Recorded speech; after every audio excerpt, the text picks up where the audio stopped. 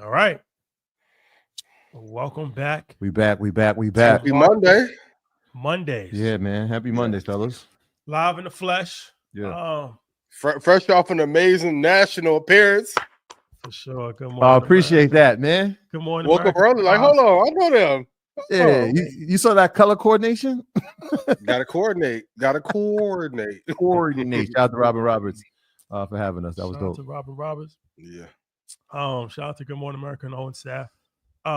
Check us out on the Breakfast Club tomorrow. Talk about some things. Talk about some things. Yeah. A lot to talk about.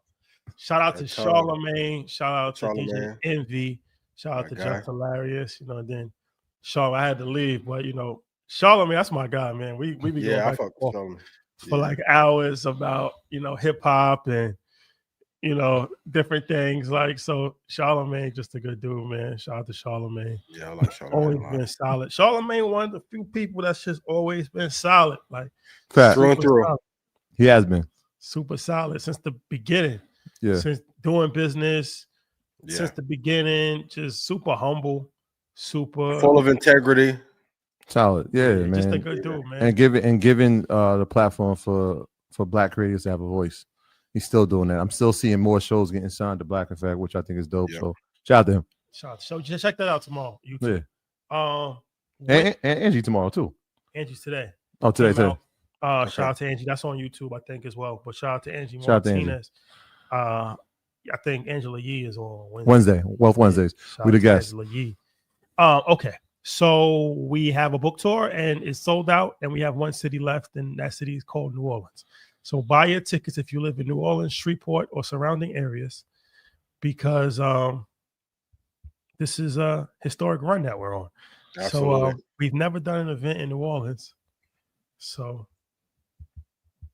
let's figure this out. Yeah, been there a few times. Yeah, hosted a few panels. Never our event though. Let's figure this out, New Orleans. We're gonna figure this out. They're gonna get this right. I'm gonna call Larry. Yeah. We're gonna get this right. One phone call. Signal out. Yeah, one phone call. That's a fact. We're gonna get this right. But that's on Thursday of this week. So get your tickets on youdeservetoberichbook.com. Get your tickets, New Orleans and every other city. We'll see you there. Ian, any announcements that you would like to make? Yes, I have no more tickets for Houston. No, you can't come with me. I love you. Be happy to see you there. Happy to see you after at Love with the guys and Larry. But I can't unless we family in real life or like super friends. Like I went to grade school. Can't do nothing this weekend. Can't do it. I ain't gonna be able to. Sorry. If you want to get rich from the market, go to eninvest.com. Enjoy Red Panda Stock Club. We have our stock club call tonight at 9 p.m. Central. We got an amazing one Friday. If I made you money, please put yes in chat. Over 120 different prices for where to get in. Shout out to Red Panda Sports, where we turn players into owners one day at a time. If you're a superstar athlete in the NBA or NFL and you want to get incredible gains in the market, come to Red Panda Sports and go get You Deserve to Be Rich.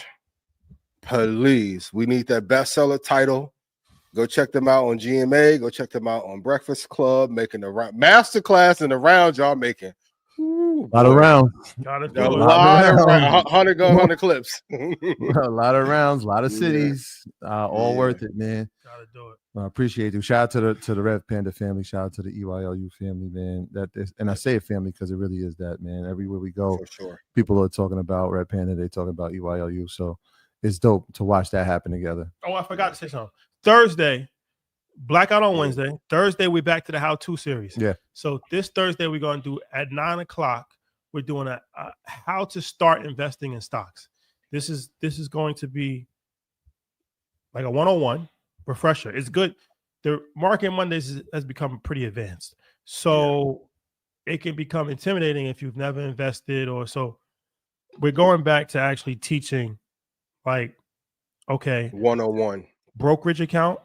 An IRA, a mutual fund, an ETF, index. Mm-hmm. This is how you open a brokerage account. This is how you transfer money from your bank account to your brokerage account. What is a money market account? What is a growth stock? What is a dividend stock? We're doing this is going to be like, and don't feel too proud to join this one because everybody's not a multi-million-dollar stock trader, right? Yeah. Like beginning stage. This is the Mhm. this It's a is good way to start the year. Start of Yeah. the year, New Year's resolutions. I know a lot of people want to start investing in stocks, and we're working with somebody that we haven't worked with before, and it's Chris Sane. Yeah. Chris Yeah, Sane. Yeah. So we're gonna bring Chris Sane in, and this is for everybody that. Put it like this: if you have under $5,000 in your brokerage account, you should join this class. This is for new people and people that's just getting started. Yeah. I think it's always important, right? We're talking about a new year. We got the book dropping, or it tells you how to invest, but this is like a hands-on, showing you a little bit more detail, and it's our voices, which makes it super authentic. And I think it's dope. Again, collaborating with people who we've seen in the space doing some great things. We did it with Chris Johnson when we were talking about Bitcoin. Now we got Chris Sane doing it now for investing. I think it's dope, man. And hopefully everybody, I know you're going to enjoy it, because there's a lot of lessons. And we got to spit and refresh, our swords a little bit, because it's like, oh yeah, don't forget this, don't forget this. It was as if we were starting our own accounts again. Yeah. So I like Chris. He came to Invest Fest. Mm-hmm. Just seeing what would make the most sense, and I feel like this is a good opportunity, because he's actually an educator. He comes from education, so I think this is a good opportunity to kind of start educating on the ground level. We're not telling no stock picks. We're not doing stock picks. Nope. We're not doing charts. This is really basic ground level information. But it's most important, because if you don't know how to set up an account properly, it doesn't matter if you know how to do a 2-year call. It's like you don't know how to work a platform. If you there's no need for your technical analysis if you don't have an account. That's a fact. All right. Disclaimer, y'all. Disclaimer, please. You know how this works, man. Do your own research. Our content is intended to be used and must be used for informational purposes only. It's very important to do your own analysis before making any investment based on your very own personal circumstances. You should take independent financial advice from a professional in connection with, or verify any information that you wish to rely upon, whether for the purpose of making an investment decision or otherwise. You know how this works. Do the research. Continue to do the research. Share the research. Let's build community. Let's build wealth together. We're doing it. Mm-hmm. Let's continue to do it. Love is love. All right, let's start here. So Meta has discontinued all his DEI programs. Yeah. And also did a bunch of other stuff. Took the LGBTQ flag, I think, off of its thing. It did a lot of stuff. Zuckerberg went to Mar-a-Lago and he had to kick the ring, because remember he kicked Trump off of Instagram 5 years ago. So and now the rabbit got the gun. Yeah, he created True Social. So let me just say, became president. Let me say this. I have a few things to say. Come on, let's wake it up, Shotty. Yep. A lot of people have for a long time said, like, presidents have no power. It's the shadow government that runs America. The presidents really have no power. Well, this actually shows you that presidents actually do have power, because all of these top these are the top companies. These are the richest people in the world. Jeff Bezos, Tim Cook, Elon Musk kicked it off. Elon Musk, Mark Zuckerberg.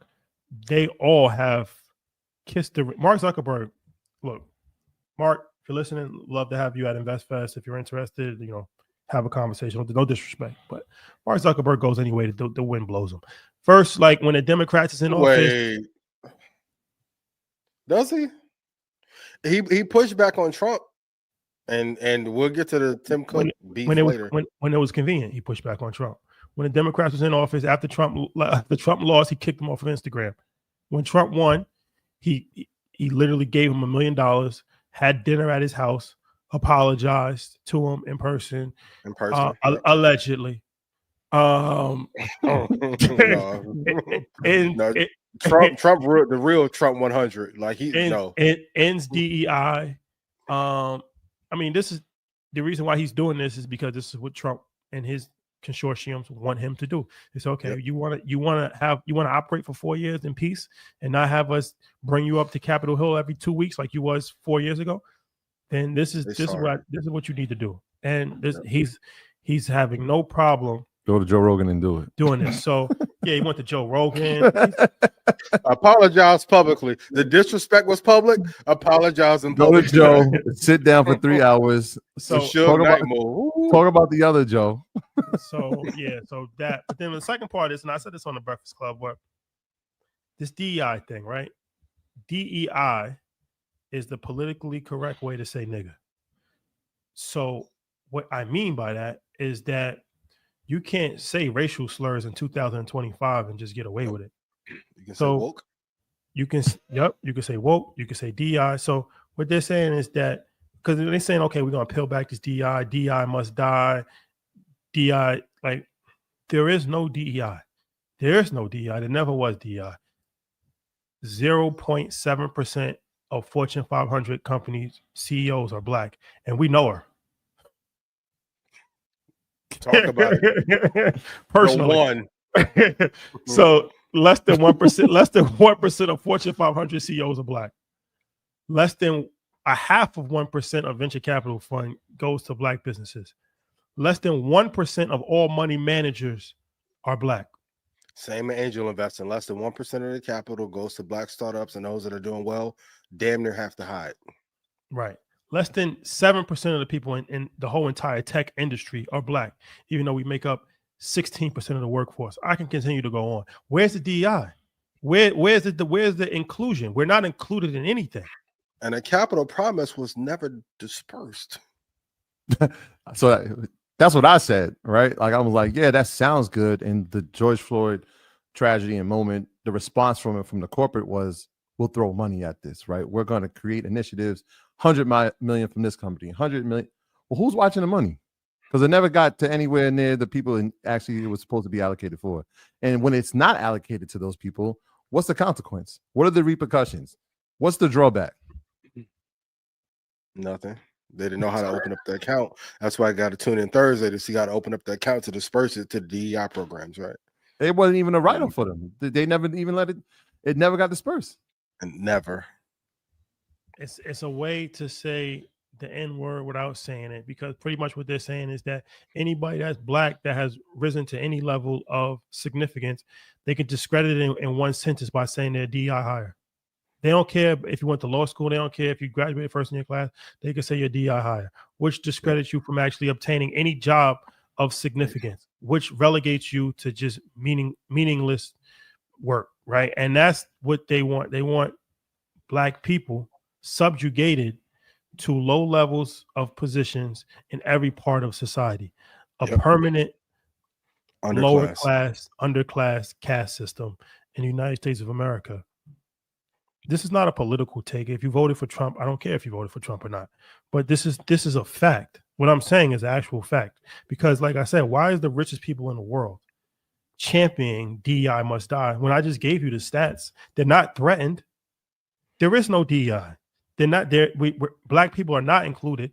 We're nowhere near threatening white men. Yeah. So why is that one of the top slogans for the Republican Party? Why is every Fortune 100 company dropping their DEI? You think that they're doing that just because they want to? They're doing that because they're pressured to do that. Yeah. They're saying for like the one person that gets through, you took the place of somebody that looked like us. I told you 99 out of 100%. Yep. One. Nah, that could have gone. We should have had 100%.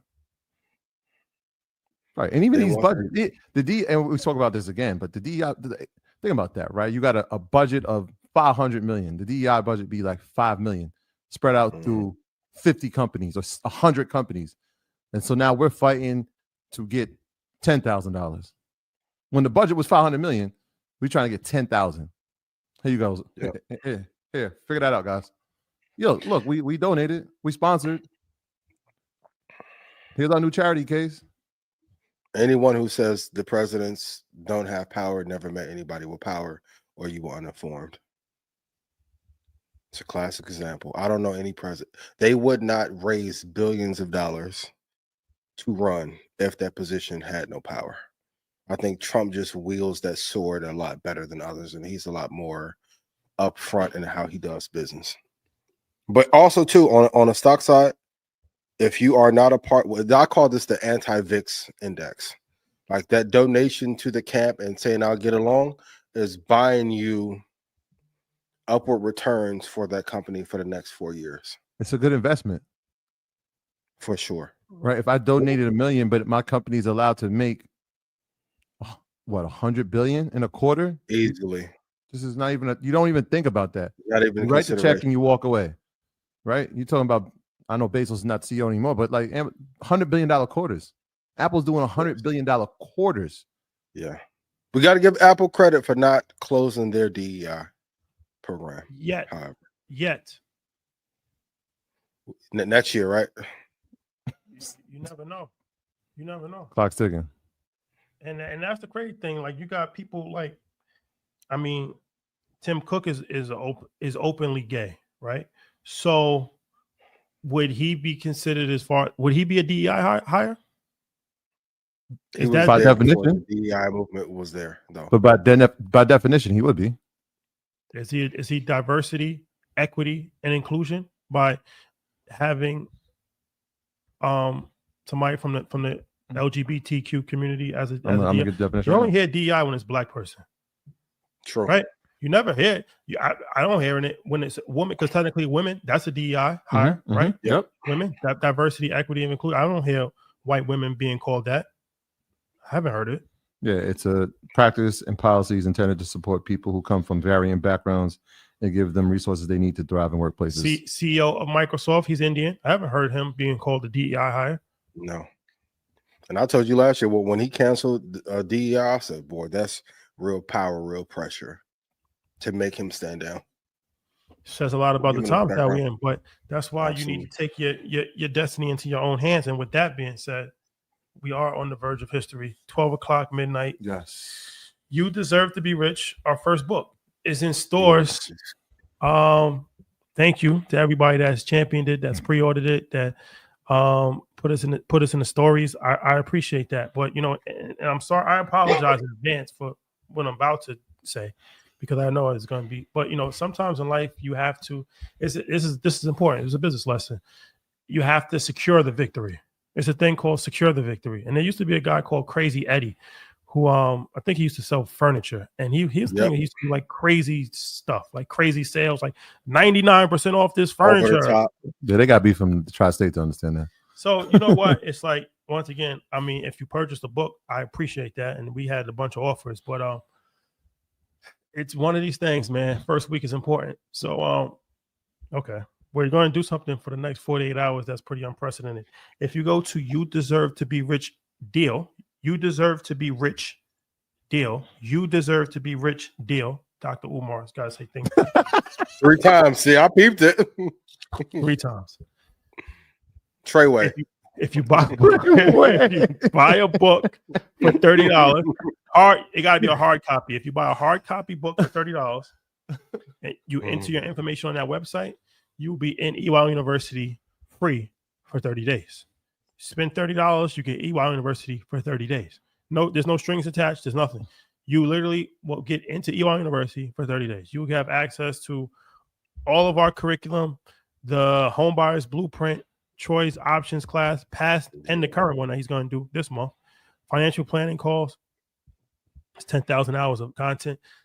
We're going to open up the Holy Grail for you guys, because we got to get on the New York Times bestsellers list. No, bigger than that. We got to be number 1.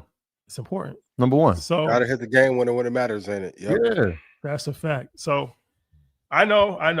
If you purchase the book, just buy another one. It's $30. Yeah, buy it for a friend. You love them, right? Look, buy it for your family. It's a hell of a deal. You Deserve to Be Rich deal.com. 48 hours. I mean, it's kind of a no-brainer if you ask me. Well, Memphis Bleak say, buy one and keep the other in plastic, because you know it's going to be a classic. That's a bar. That's a fact. That's how I know we from the same generation, bro. Not many people know that bar.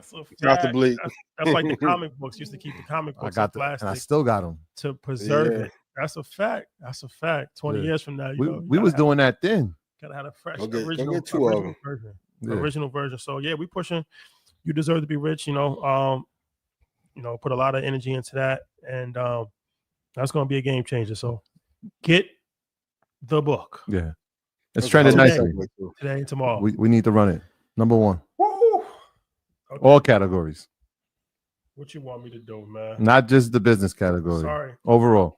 Had to do it. Executive decision. I'm mad at it.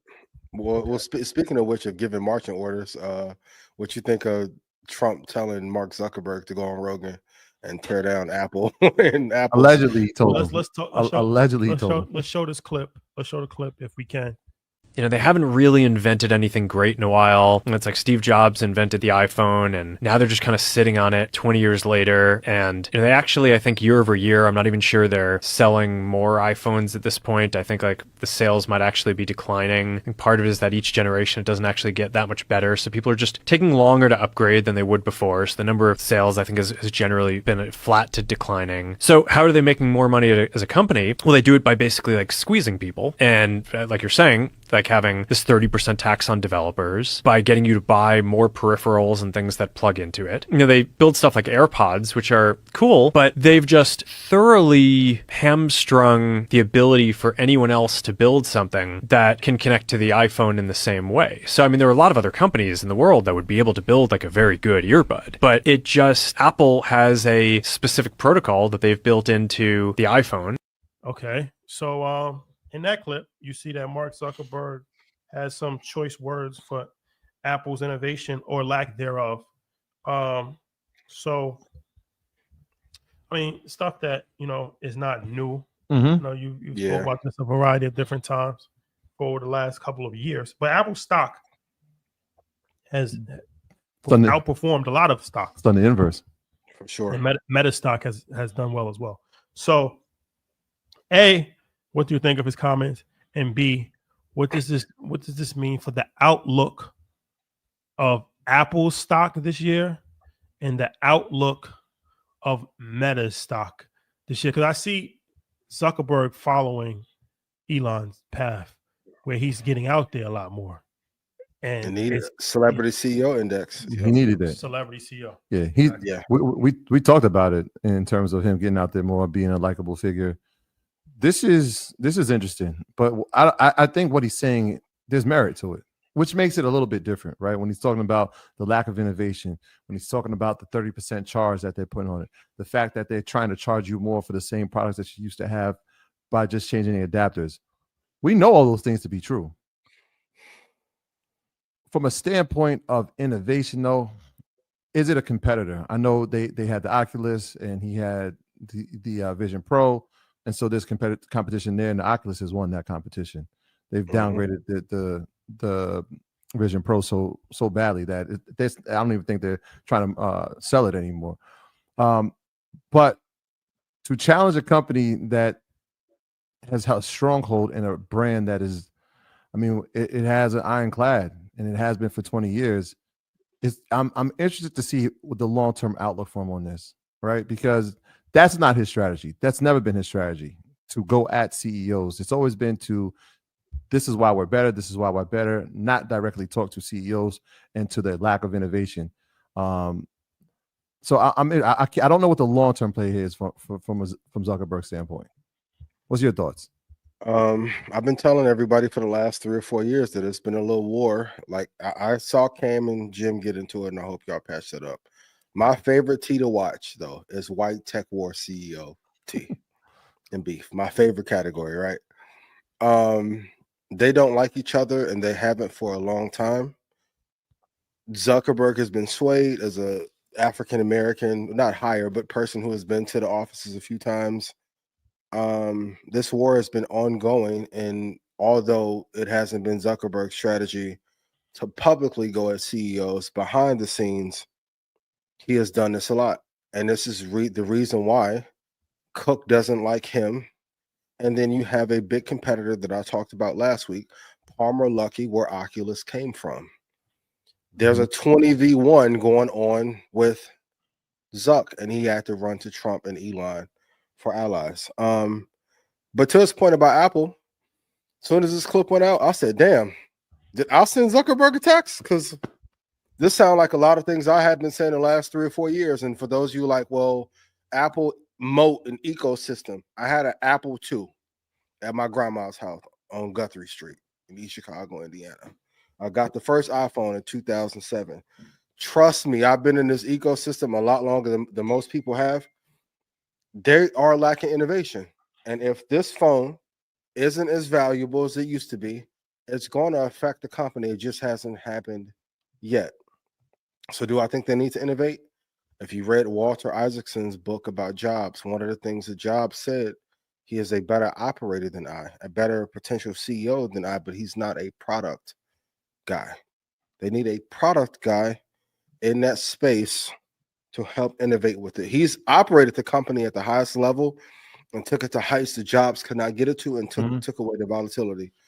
The innovation has been lacking. If you look at any Android phone in the last 8 years, shout out to my guy Drew, like the features we're just not getting. They had them features 5 years ago. So innovation is needed. But will both stocks do well?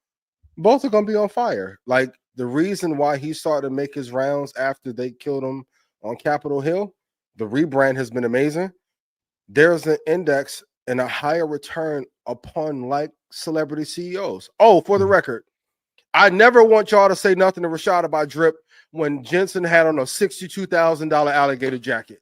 It was hard too. CES. I don't want to hear nothing about no pajamas and no buffs. The boy had on a $70,000 jacket with a bad presentation. It was bad. Hey, I'm glad you said that. It took a water break, all that. Come on. Yeah. So will Meta stock go up? Yes, Meta will do incredibly well. Will Apple do well? Yes. And for every entrepreneur and for every company that I invest in, I always say, what's the thing that can kill this company? So this not being better could do it. That's the and we've been saying this for about 2 years now about the declining iPhone sales, and he alluded to it. I mean, it's interesting, right? You're listening to Zuckerberg, who obviously is a leader in the tech space, talking about the things that we've said here on Market Mondays about the lack of innovation, the decline of the iPhone sales. I think when I think Apple and Meta, I think hardware, I think software, right? From a hardware standpoint, Meta is trying to, the Oculus is that hardware product.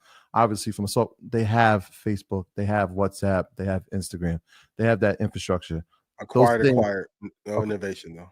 Right, exactly. Right, see what I'm saying? But they have the software, whereas Apple, it is the hardware that is the selling point. The iOS, the one thing I will say, I don't like what they did to the photo album because trash.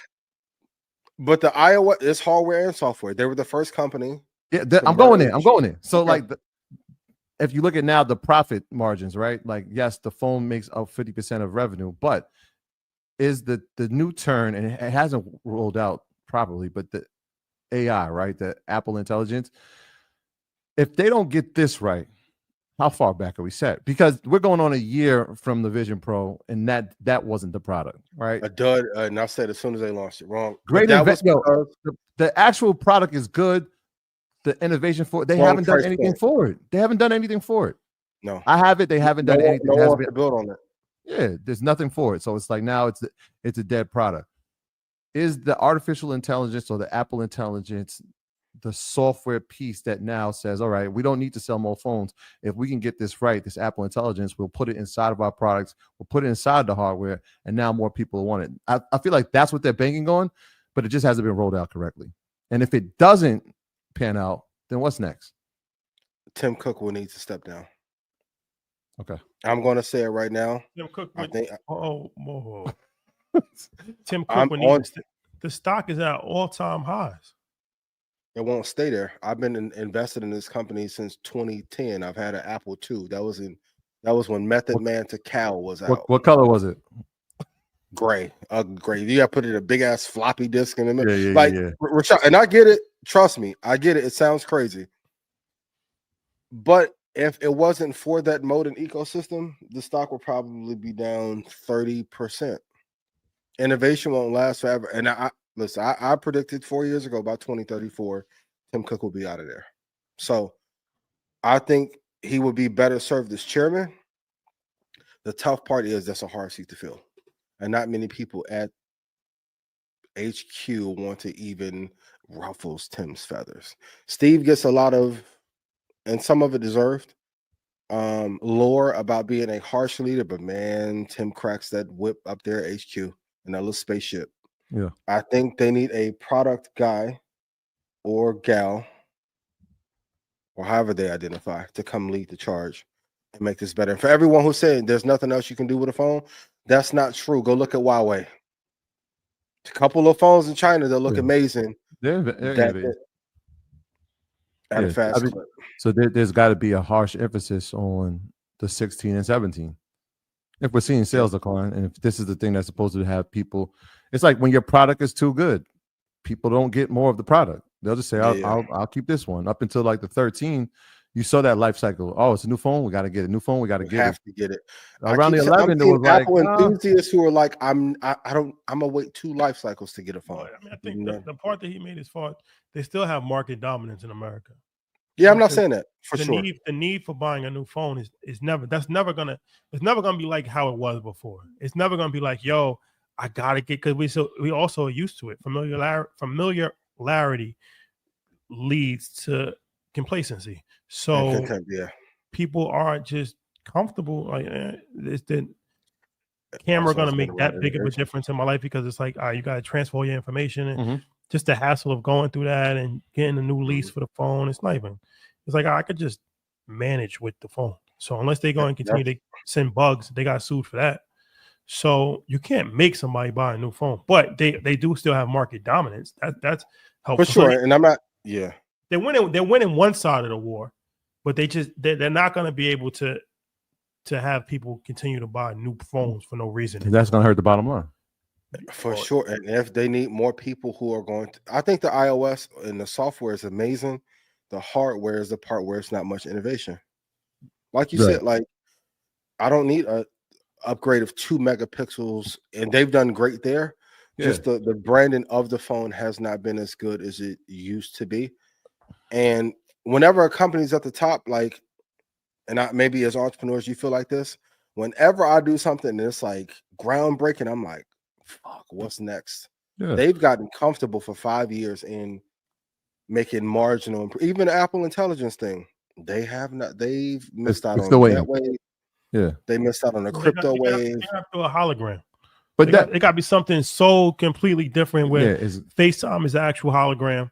Like that, now I need to get. Now I need to. It has to be that moment. FaceTime session. We're just speaking about the phone, right? Because that's 50% of revenue. But I mean, are you buying a new iPad? The iPad that I have works fine. Are you buying a new MacBook? Yeah, I got my iPad 3 years ago. Are we buying new earbuds? Yo, the ones I got the noise cancellation. How much more noise can I cancel? I'm good. Well, listen, if he make a hologram and I can see my baby pop out in 3D, woo, to the moon.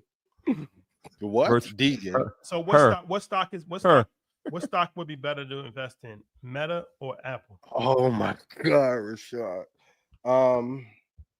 Shout to Francois. I think both assets are equally investable at this current time. When I give more information, I'll give a clear winner, but I think they're on par with each other, given the sectors that they're in. I think you invest in both. I think 2025 will be a very good indicator if we continue to hold Apple long term. I haven't seen the signs, right? Sure. It was like when I asked you last week, it's hit an all-time high, but everything that we've seen is that everything is declining in sales. So how does this make sense? Well, we're going to have to start seeing in 2025, and I know earnings is here. That first earnings of the year is coming up in the next couple of weeks for the big tech companies. I know Taiwan is reporting this week. But we're going to have to start seeing, like, hey, what did it look like? How are the China sales? Because that's important, right? Let's see what it looks like for 2025 to see who will be investing in long term, and maybe your 2 tech, 2 index might change again. Oh, we didn't get a chance to talk about that last week. That was a question. You about to say something? Yeah, I think if I can add a 49th law, never outshine your master is really important, but never inform your enemies, I think, is more important. I think Zuckerberg made a mistake for 2026. If we don't see Tim Cook reply and say anything, he's going to take everything that Zuckerberg said, and they're going to be in HQ 13 hours a day. Yeah. And so last week there was a question that we didn't get a chance to answer, and it said, for 2 techs, 2 index, should Bitcoin replace one of the indexes? No, not at this time. Because then it would be 3 tech 1 index, and I'm not rebranding all the way through. But I mean, just from a performance basis. So are you viewing Bitcoin as a tech commodity or as it is the technology that was created by language? Store of asset. Is it more similar to Microsoft stock, or is it more similar to a gold bar? Combination. It is a store of value for sure, especially in this era. But Bitcoin and all crypto it's a coded program, so that would technically make it a tech. Now, if maybe you can make the case going back to 2020, should it have been included?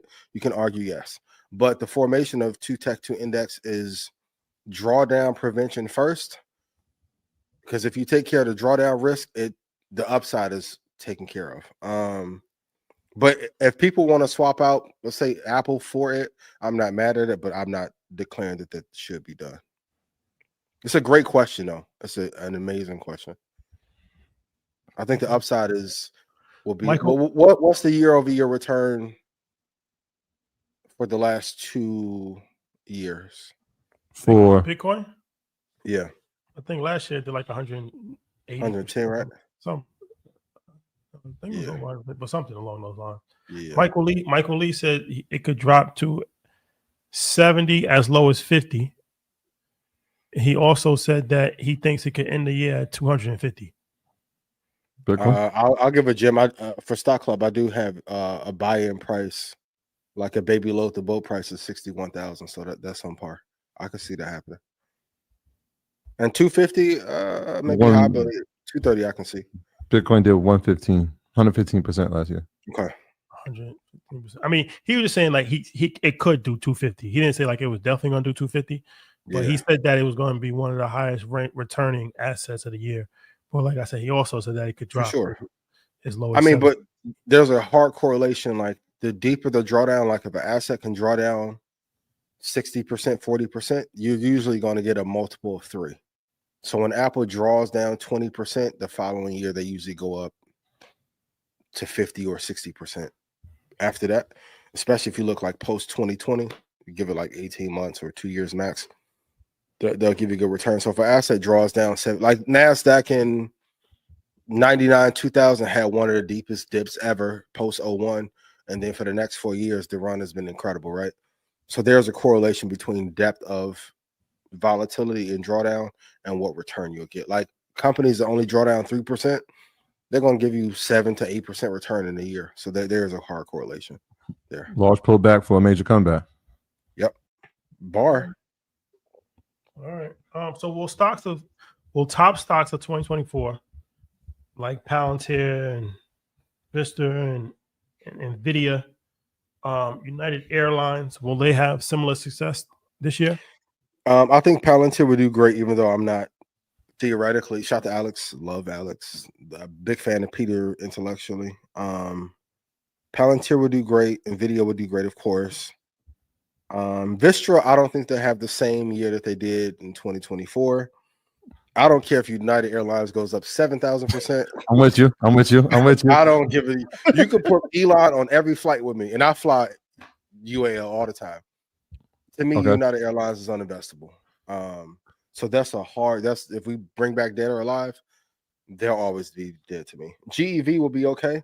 Yeah. But I think out of this category, the only 2 that have the same year or better will be Palantir and Nvidia. And I think Palantir, Nvidia, and the real Starlink, that is going to end up being like the new war index when all of those are publicly traded for sure. Yeah, I agree with you on United Airlines. Palantir, yes. I'm questioning. Why? And I think it's relative, right? If we're talking about having the same year or something similar, you're talking about 278% increase. Well, yeah, that's going to be tough to pull off. Right? So I can see a world where they do 100%. But we just got to keep things in perspective, right? Because people are like, well, it didn't get to 250%. Yeah, well, that doesn't usually happen, right? So, if it does 70% next year, that's an amazing year. If it does 40%, that's still a really good year. I've been noticing a lot of selling off happening in Palantir. From execs, from CEO. And I know obviously what Palantir does, and we spoke about this for the past 2 years, especially when we were out in Davos and we went to Palantir, and I'm like, wait, what they're doing because collecting information. Yeah, I don't think people really have a clear understanding of what this means, especially when an agency like that is artificial intelligence, working with the government, surveillance, all that tied into one. I don't think people really have an understanding of it. But I put a question mark just because of the selling off from a lot of the execs. Obviously, you're going to take profits when this company runs up. So question mark on that. Vistra, I think, is going to have another strong year. And again, relative, right? This is the largest return on the S&P 500 last year, but I think it has another strong year because the AI demand is not going anywhere. No, it's only going to increase. It's only going to increase, and they were in prime position to benefit from that increase. When you're talking about energy for data centers, I think they stay for the same reason that GEV stays, right? That energy consumption and efficiency to power data centers, which will in turn power the AI revolution. So I like both Vistra and GEV and Nvidia, of course. Right? If Nvidia, I mean, if it does 60%, I still think it's a great year. It's at a $3 trillion company. If it grows by 15%, that's a really solid number. So question mark Palantir, Vistra, GEV, Nvidia for sure. United Airlines, you can have it. Yeah, I know we touched on it quickly, but what did you think about what Jensen said at CES? In terms of quantum computing? Quantum computing, that was a hot take, but I agree. Yeah. And the overall presentation on Nvidia making PCs and Blackwell. Yeah, for when I was watching it, a couple things were interesting. Number one, I heard what I thought would happen in the presentation when he's talking about memory and Micron being a partner there. That was exciting news. When I heard him coming into the CPU space, I was like, okay, well, that's AMD space now. So again, I know that there's some family ties there, but this is like, nah, we've come to take it all. This is not a laughing matter. Like, we're coming to conquer everything. So we're already dominating GPUs, and now we're coming. I know you thought we forgot about gaming, but no. Here's what we're doing for gaming, and we're coming back for your CPU market as well. So that was interesting. So watching AMD, I was like, oh man, this is not something. But can you have it all? I mean, I'll ask you, Troy and Rashad. Can a company dominate both sectors? Because at some point, your attention has to go somewhere. And I think that's the interesting part, right? Because yes, you can be great at some things, you just can't be great at everything. Oh, yep. And they're great at the GPUs. It's been well documented. In fact, their market share will dictate that. If they start focusing on lesser tier things, CPUs, because the price points aren't going to be the same. But what you really want to do is stomp out the competition, who is now taking the lead, right? Intel falls, AMD takes over. They announced their product. Distant cousin. Family ties. Family ties, right? They announced the I think it's the M300, and then Nvidia has this the first 15 minutes is not even talking about what they're doing in AI. It's about, this is what we're coming to put inside of the computers and for gaming. And I was like, damn. Then I'm watching him present it. I'm like, did he rehearse this? Did he like look at the slides? So the presentation part was a little tricky for me. And then obviously the quantum computing part was like, okay, what are we watching here? Is he setting this up for a pullback in this space because they're innovating and they're not ready to release that? And then obviously you saw what happened with the quantum computing stocks the next day. They all dropped. Some of them have recovered a little bit, but that was a hefty pullback in that space. And he said 20 to 30 years, right? And then you had a couple CEOs from the quantum space saying, nah, he's off. He's throwing you off. In fact, if he's talking about it, that means that they're working on it and they're not far from revealing what they've done, which sounds more like tech CEOs. They're not working on it and saying, hey, we're 30 years away. They're trying to figure out how to innovate faster than the competition. I mean, and I'll say this again. I like that the quantum stocks rose, but when Google hasn't put out a demo of Willow yet, I don't think BTS, whoever, has the solution, and Google has not figured it out. But Rashad, if I'm your distant cousin, you gonna stomp me out if I'm AMD? Stomp you out. No, I'm just saying they don't. It's one of these things. They didn't even know each other until they was like 40 years old. But they know each other now. 40 years. They were like, we didn't grow up listening. I didn't really know you, but I know you now. It's different. It's different. Gloves off. That's a fact. Let's go to another clip from Mark Zuckerberg where he talks about how Meta's AI will start to code. Let's show this.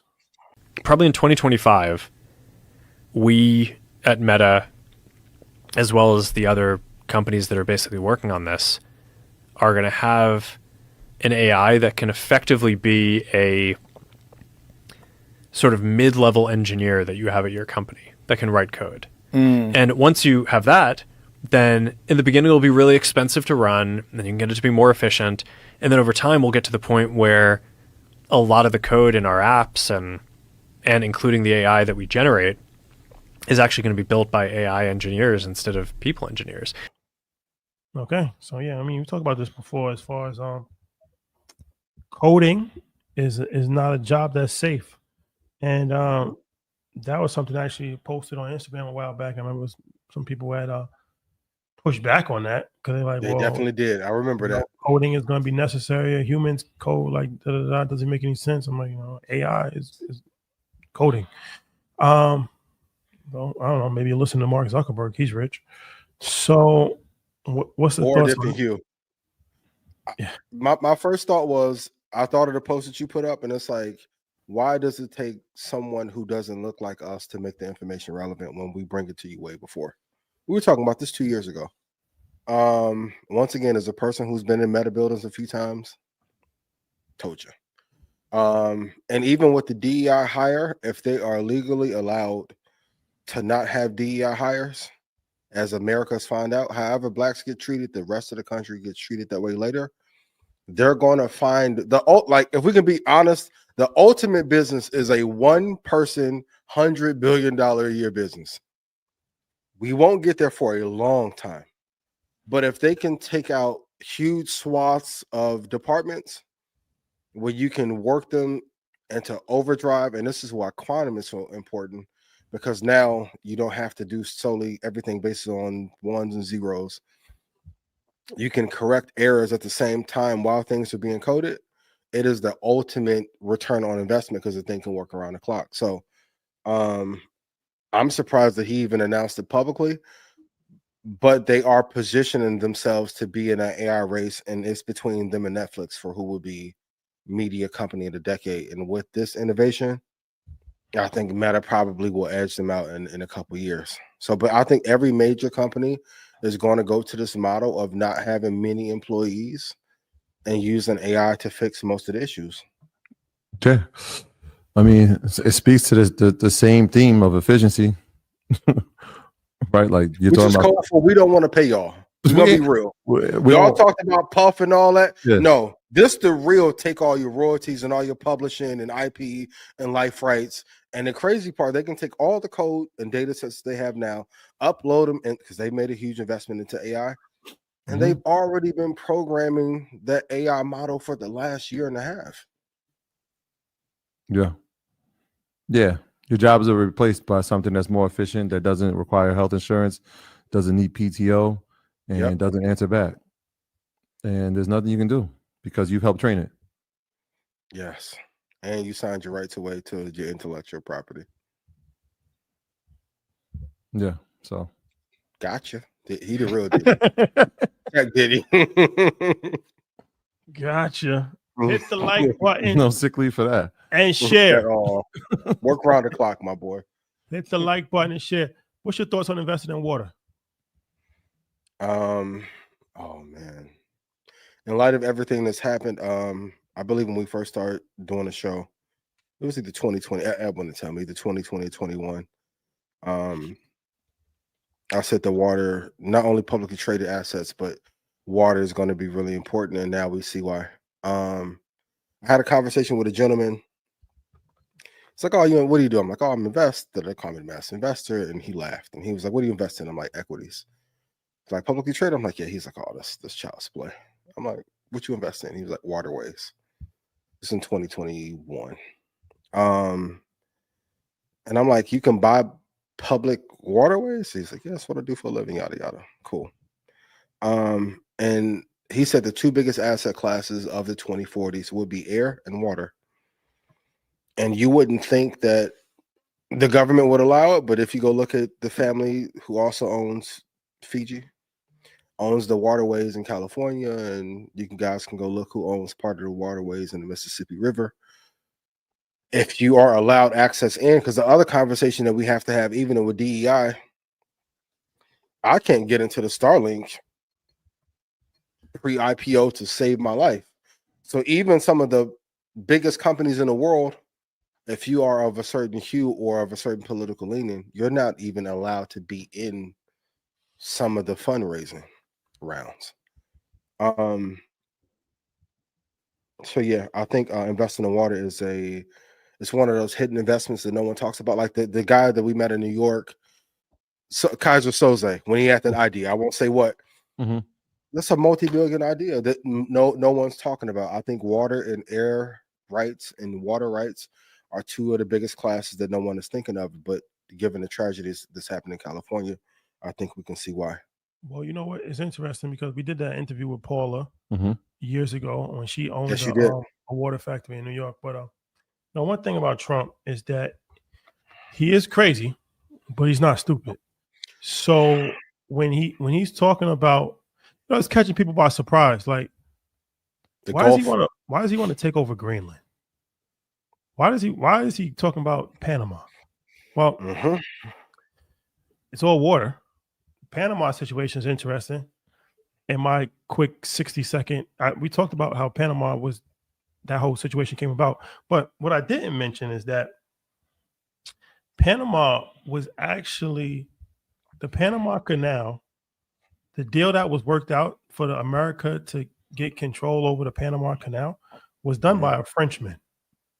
It's a very complicated story, but Panama used to be owned by Colombia, and the Frenchman came in. He wanted to build the canal, so he kind of convinced the Panamanians that if they would ride with him, he would have America back them up, so they can declare their independence from Colombia. And in return, they made him an ambassador. And he went to Washington and sold the Panama Canal to the government. They signed a treaty. Not one Panamanian signed that treaty. So that's why when Trump says we have legal rights, he's referring. It's important to know the history, because when you just hear him talk, you're just saying like, "Yo, this guy's crazy." It sounds crazy. Yeah, but it's vitally important because it's one of the most important waterways in the world. Now, the Greenland thing is even more interesting because global warming is real, and there's a new ocean that's being formed because the ice is melting. So evaporate. That new water ocean is going to be vitally important when it opens up. So there's already people that's vying for it: Russia, Canada, America, and a country that's not even anywhere close to it, China. So when he says he wants to take over Greenland, he's not just saying something that's just, people just hear him just say stuff because he doesn't explain. He just like, I want to take Greenland. We're taking back Panama Canal. We're renaming the Gulf of Mexico. These are strategic moves that he's trying to make, and they're all based on water. Yeah, and water. Greenland seems interested. Yeah, well, water is obviously the way that trade works. Is there's a couple of ways. It's going to go through air, it's going to go through land, or it's going to go through water. And so those canals provide tradeways. So this is something you learn in like global studies, like in high school. So like, yeah, Panama Canal, you learn about the Suez Canal, but like what you're saying now is like, yes, solar caps, right? The North and South solar caps, they have receded a bit. Waterways are now opening. That helps trade, right? It might cost you less to travel, which is going to help the bottom line. It all comes down to money when you look at it, right? If I can get to point A to B in an expedited fashion and it's going to cost me less fuel or less oil, I save on that, but now I get to trade more frequently. That's what this is about. How do we now trade with having better routes? And the most powerful nations on the world always controlled water. Water was always important.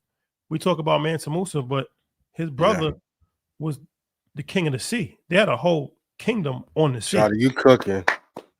It's a fact. Talk to him, historian. Rome, Greece. Yep. Look at England. It's an island nation. The reason why they became so strong is because of their navy. So historically, the strongest empires always controlled the sea, always controlled water. water has always been vitally important, and countries have always controlled water, and people have died and went to war over water. So Trump is carrying on tradition. Yes. Those Julius Caesar type, like he's really full-fledged, aggressively trying to take over nations, not for any just no reason at all, because he understands the importance of the water. And given how polluted our nation is, if we looked at all major countries on earth, we have the highest pollution and poison rates in the country. Like if we look at all the runoff that goes into our waterways, even, there are certain things that are permissible in the United States of America that are not permissible in other countries. 100%. You can see all the genetic defects that happen as a result of it, cancer rates as a result of it. So yeah, I think it's a very strategic move, but even for most of our farming, like the soil isn't as good as it used to be.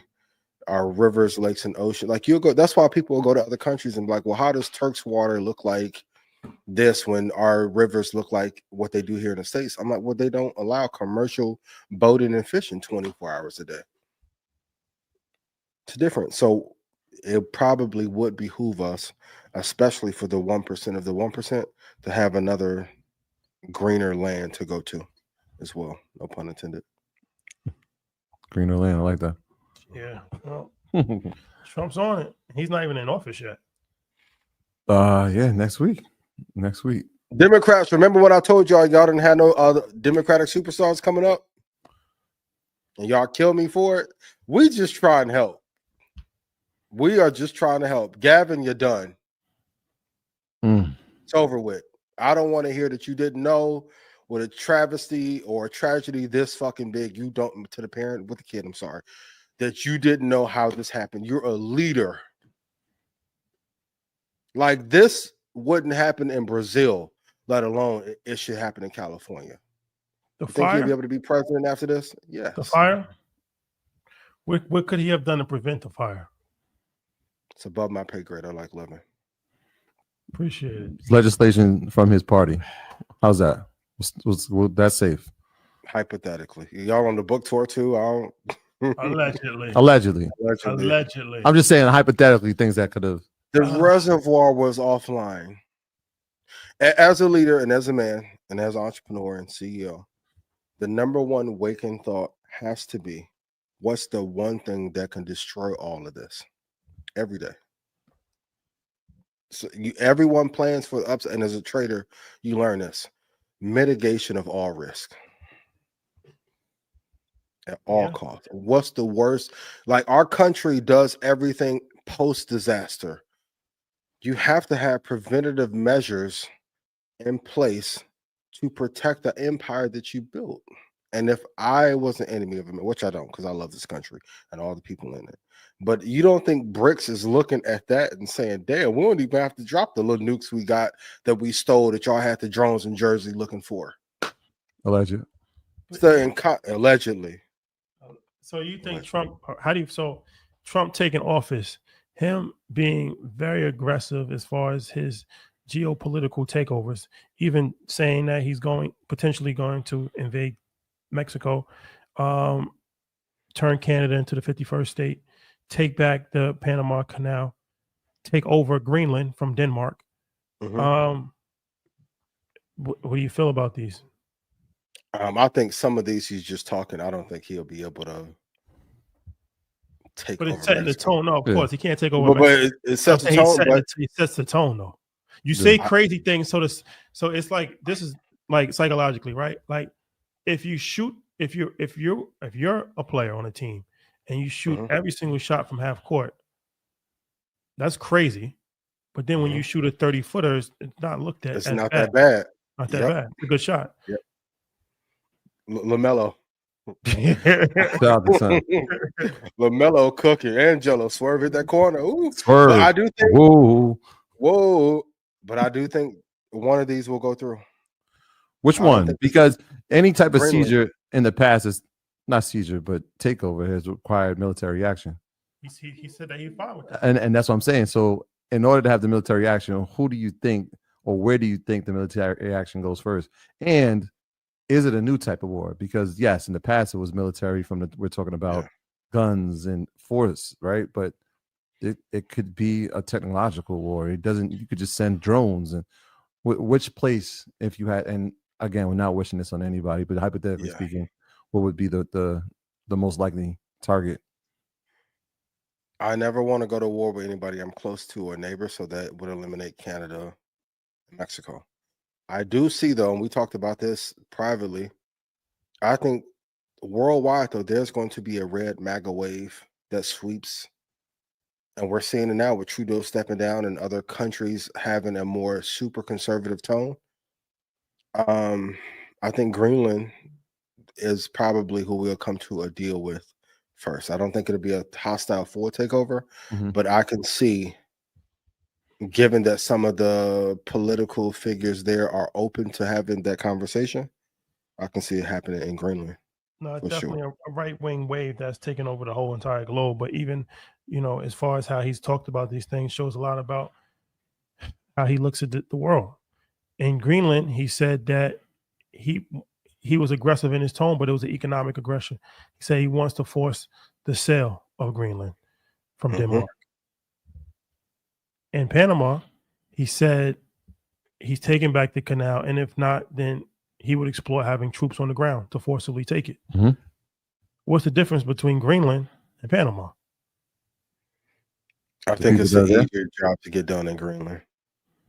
What's the other difference? The people who live there, what they look like. For sure, good point. Allegedly. LaMelo. What will LaMelo do? Swerve in that corner. Hit that corner. Oh, swerved in that corner. Top of the key. Oh, gotcha. That's a great point. We'll monitor the situation. We'll monitor the situation, ladies and gentlemen. New age. Let's pop it up for Rashad being a historian. We don't know. We don't want no trouble at all. You gotta know the past to know the future. And the same thing, history always repeats itself. New age imperialism. China's trying to take back Taiwan. So all this stuff. Empires always want to conquer other empires. This has happened since the beginning of empires. That's happens. America did imperialism. America owned the Philippines. Did you know that? Very few people know that. They took Hawaii. That was a very sad story. Guam. Guam is still American territory. Puerto Rico. So America kind of gets left out of this imperialist conversation because it's always talked about like Great Britain and France. They didn't go that far, but they went pretty far. Yeah. I mean, Hawaii is nowhere near America. Nowhere close. Stripped all culture. Alaska too. Yeah, Alaska at least is somewhat closer. It's on the. I mean, it's part of North America. Hawaii, you got a whole country between it. They had no rights to take Hawaii. That was just. I just want this. I'm gonna need it. Yeah. Thank you. What can you do? You deserve to be rich. You deserve it. You deserve to be rich. You got a different country separating Alaska from the 48 continental states. A whole nother country. And Russia made that decision. Bad move. The Bering Strait. They took California technically as a part of Mexico. So is Texas. So is New Mexico. And Texas is actually its own republic after this game. After that, did you see the president of Mexico? Kudos to her. She's taking back Texas. He was like, "We're gonna start renaming things. Let's have the proper names for what America is." I mean, even the irony of Mexico having to go help save California, which is once theirs. New Mexico as well. Even prisoners working on the wildfire. Oh my God, it says a lot about the times that we're in. Is that in the topic list for Wednesday? Please, prisoners working for $10 a day. Please, to put out fires. I'm gonna call in. Please do. Like that is. We talked about it before, but like we have the publicly traded index, clean companies list. The businesses that run America that are not publicly traded, that are the underbelly of America, like that, and Lord forbid if something happens to the prisoners, who gets the life insurance? Like 2025 has been so wild, we don't even have to talk about no conspiracy. We could just talk about what people can see now. It's right with 12 days in. Okay. Quantum stocks. Jensen says that we are 20 years away from quantum computing really hitting its stride. So Jeff Cramer said it's time to dump all your quantum stocks. Jim? Oh, Jim Cramer. Jim Cramer. You said Jeff. Oh, you said Jeff. I thought he had a brother. I was like, Jeff came out? Jim Cramer. MSNBC guy? Okay. Jim. Yeah. Got you. So quantum computing stocks. I love Jim dearly. Very nice when I met him. But if you said dump him, it may be time to buy. Inverse. How much was it? 40%? Did the inverse Kramer index? As far as Jensen, it was a little bit of hate on what he was saying because I don't think it's 20 years away, maybe 10 for sure. Last night in Stock Club, I dropped a video about quantum apocalypse and what could happen. But I think until I see a demo from the players that could win in this space are Meta, Google, Nvidia, and if they stop being a laggard, maybe Apple. Like a power company is going to usher in quantum. I don't know if you guys know how some of these technologies work, but you have to get permission from a regulatory body before you can initiate these. The regulatory body is the Magnificent Seven, and perhaps maybe IBM partners with one of them to create something that is revolutionary. IBM, and that's the other part that I can't say. IBM created something, and then they had to put it on the shelf. It wasn't time, but it's comparable, and I've said this before, but the timing is not now. We're a little bit ahead. It's like Tesla in 2013, right? Yep. The EV space was not ready for it. As we saw maybe later in the decade, more people started buying electric cars. It made sense. Mm-hmm. The Tesla investment made sense later in 2018, 2019. Obviously, we've seen what it's done over the past 5 years for sure. We're at that early stage of it, right? So like I said, I don't he said 20 to 30 years, which is like, you're not even going to be like, are you even going to be around in 20, 30 years? Right? Like, so no, I don't think it's that. I think they're definitely working on it because all signs point to it. If we're talking about a bunch of people are working on it, but I don't think anyone has a. Yeah, it would be like I know Google said they did a task with Willow in a few minutes that would take however many years. That's longer than the universe. When a demo becomes available, it will be headline news across the world. Yeah, it's going to change perception. I got a text from my guy who's in AI, and he always tells me the same thing: follow the money. Go look at those companies, and let's see who they're hiring. If you start seeing some similarities in who they're hiring and what they're looking for, that should tell you a sign of what is to come, because that means they're innovating and they need the top of the line people to do it. And usually the top of the line people are going to come from the other companies. We've seen this with Google already, right? How many times have we said, hey, that person created this and it came from the Google in 2016 when they were thinking about artificial intelligence. Mm-hmm. So those people are going to get pulled from other companies and saying, hey, you could beat our lead engineer in this space for quantum. That's going to happen. Look at those companies. Look at what they're looking for in terms of hiring over the next year, 2 years, 3 years. That should tell you a lot about how quick this innovation is going to get here. And hypothetically, as Rashad would say, this is a teachable moment. If you are not in well with any administration, which Apple was during Biden and Obama, what makes you think a tech startup that has a market cap lower than $200 million or $500 million is going to usher in quantum, which quantum is going to change the GDP of America by probably a multiple of 2. It's going to be between America and China. Like, I like some of those quant companies. Would they be laggards in the space that get a bump up? Yes, but they'll probably be like Texas Instruments or I wouldn't even give them Texas Instruments, right? Because if you look at the profit margin in all those companies, it's negative. The amount of money needed to have this run efficiently, they don't have it yet. And if that's their sole thing is to create, and that's the source of revenue, well, you're going to be in debt, in extreme debt. And then another company like a Google is going to say, hey, let's just take the engineers. They can't afford it. This isn't our main source of revenue. We'll take on that cost. We'll write it. They'll innovate it. That's what will happen. Well, if you have a negative profit margin, you can just invest in Bitcoin and it become the best return asset of all time, right? That's the blueprint. Allegedly. that works once, and maybe it doesn't work twice. Maybe that doesn't work twice. So the downturn that we've seen in the market over the last couple of weeks is this a correction? Is it a red flag going into 2025? I mean, a lot of things honestly just hit. Like you said, Apple was at an all-time high. A term that I have to bring back is asymmetric risk to reward. Like if things are at a top, say the stock is at 100, previously it was at 55. No smart money is putting in money at $99 or $98. You have to wait for it to pull back. Also, you have to wait to see when the inauguration happens and they get in office, what actual policies are going to be set, opposed to what he's just saying online. I think he's talking about what he could do, but once they get in office, now it's really game time. So I think a lot of smart money is just waiting to deploy capital or money after the Trump administration takes over to see what they're actually going to do. Yeah, I think we're going into that. Like, again, we're going into that earnings season. The inauguration is going to be here. That's why I think watching those first 5 to 10 days of the for sure executive orders, like what are the first things that they're going to sign off on?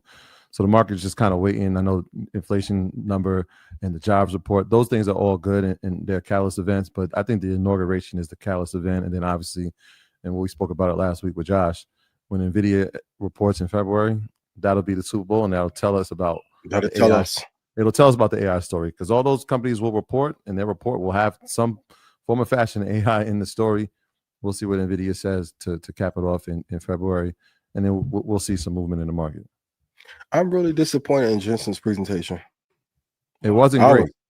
It wasn't as great as his previous performances, and that scares me a little bit. Also, too, not enough mention of Blackwell, and then when they stated they wanted to go back into the PC market, I'm like, is that because you're losing ground on the chip side, and you know that the major 7 aren't buying from you as much anymore? But the presentation wasn't as, and I get it, a lot of information, a lot of pressure, but as a person who was killed on the stage quite a few times, for that moment to be that big, I feel like he dropped the ball, and I wonder why.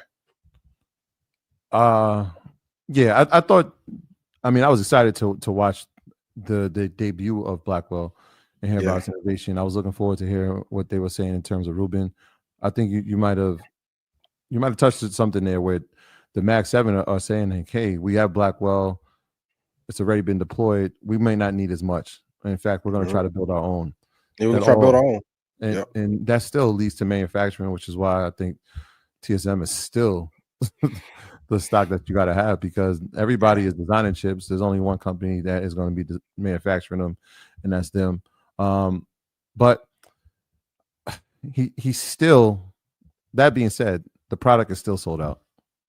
We can't run from that. Like, the product is still sold out. I'm assuming Rubin's going to do the same. So the presentation wasn't what I thought it would be, and granted, it was at CES, which is a big moment. I think when he speaks again in March, well, obviously at the earnings call, he'll have a call. But March is Investor Day for Nvidia, and it'll be on their campus. If you watch, he had the AI rendering while he was on stage of the actual campus. Yeah, their investor event will be in March. So I think we'll see something more in detailed and a better showing from him. Most definitely, I owe you an apology. Do you think Nvidia has too many SKUs? Like, just too many product offerings now, opposed to focusing on a core, maybe 5 or 6. Like, it's one thing Apple has done incredibly well. They don't have 42 different kind of headphones you can buy, and not that much variation in laptops. Like, do you think Nvidia, because I know the thought is, well, I can scale everything. Yeah. Do you think that they are hyper scaling too fast based off the success? I got a little confused, to be honest with you. Like, I got a little confused when they started announcing the GS900, and it was the C version. It was like 4 different models that you can get, and the price points were different. And like, from the average viewer, they're lost. I would probably be like a little bit above average. Yeah. And I was like, damn. I can't. Somebody who's in gaming, that might have been like meant the entire world to them. But it does get a little bit confusing, because for us, the average listeners, it's like Blackwell. We know that. The different variations, the different RTXs and all. Yeah, it's like, yeah, all right. Yeah. You lost me a little bit. Yeah. Yeah, it's confusing. The main thing is the main thing. We know Blackwell, we know Rubin, we know the GPUs, the price points. I get it, and I get it. You want to make it appear more affordable. More affordable means bigger audience, which means more people will spend at a lower price point. But you know what your cake is. Your cake is that Mag 7 buying in billions. That's it. You don't. We had this discussion when we were talking about Tesla. Do you keep it at a premium or do you make affordable products? Which one? Are you a luxury brand or are you an everyday brand? Gotta be a premium. Listen, I'm not gonna lie, the crocodile jacket scared me. I said, "Oh, he's in his bag." Ooh, you know he over there flirting like crazy when he got off stage. He's going for it. So let me ask you this: as far as okay, let's talk about this. Carvana. Mm-hmm.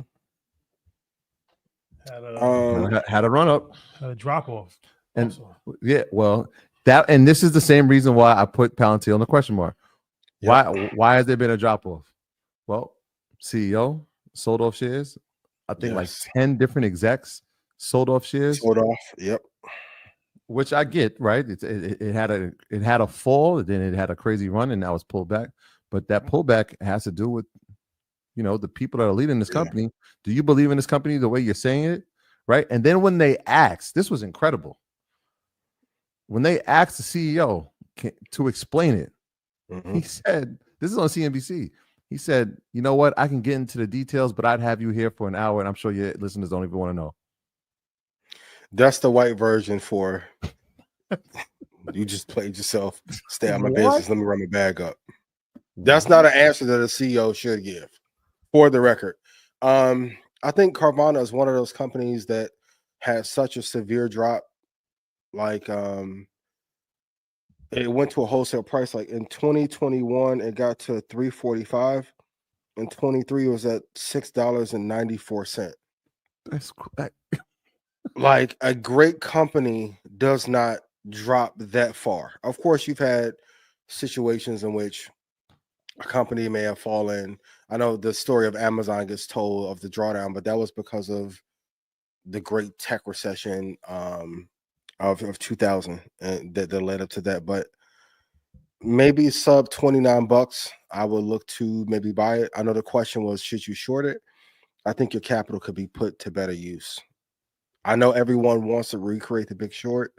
People forget that the return that Michael Burry got for his clients, which is amazing, was 500% to the downside. You have companies you can invest in, like Nvidia, like AMD, like Tesla. You can get 500% for it in 2 or 3 years if you hold it, let alone if you do a call option, let alone if you trade futures.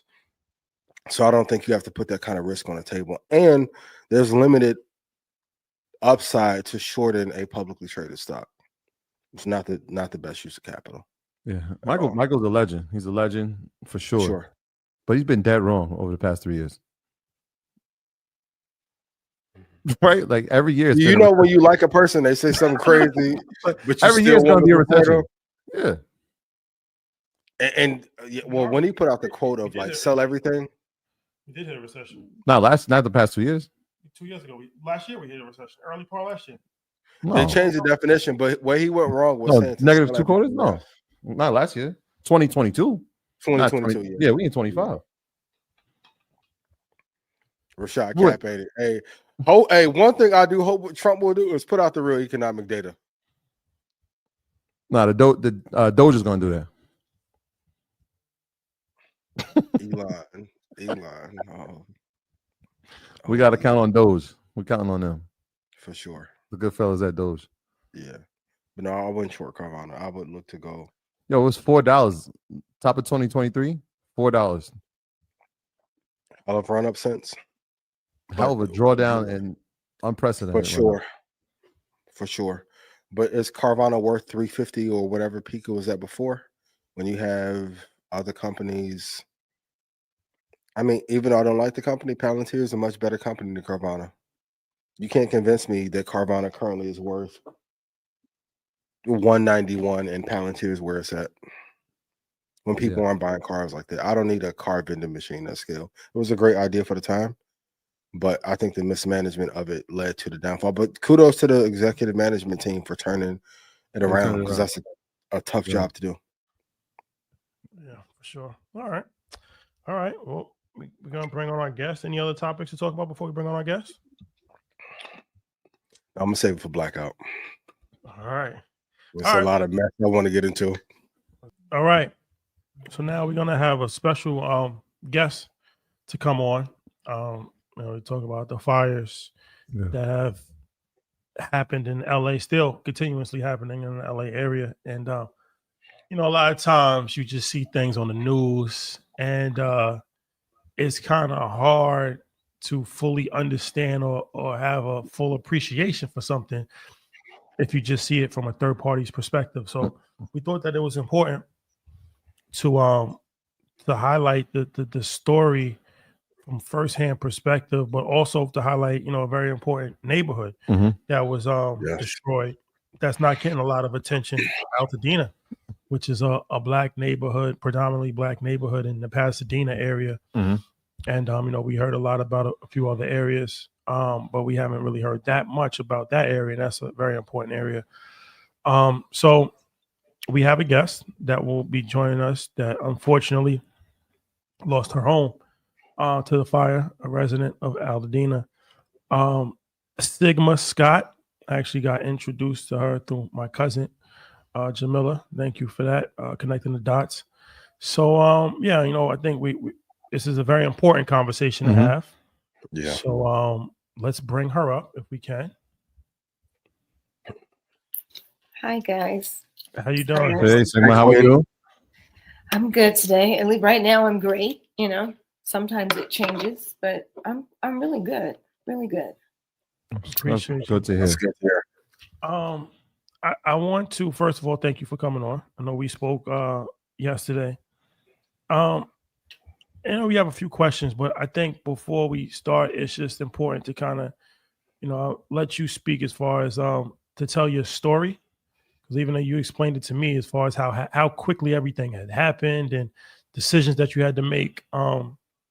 So yeah, can you just kind of tell that part of it? Absolutely. First, I'd like to thank you all for having me here. Like you said, Jamila, she speaks very highly of you. She says that you're a person who walks in gratitude. And I want to thank all of you for being humanitarians and getting this information out there. Thank you so much for having me on your platform.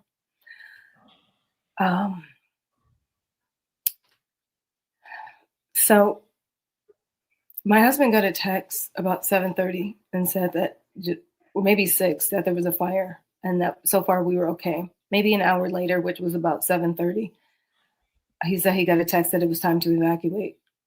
I was in the city of Burbank at that time, and I thought, well, I could just go to my sister's house and he could pack, but he said, come home, pack, and then we'll go together. And so when I got, just the journey from Burbank to Altadena was very frightening because the winds, the winds were 80 to 90 miles per hour. I'm in a Prius. I was really scared. I actually just noticed car damage from having to drive over a tree because there were down trees on an off ramp that I decided to take.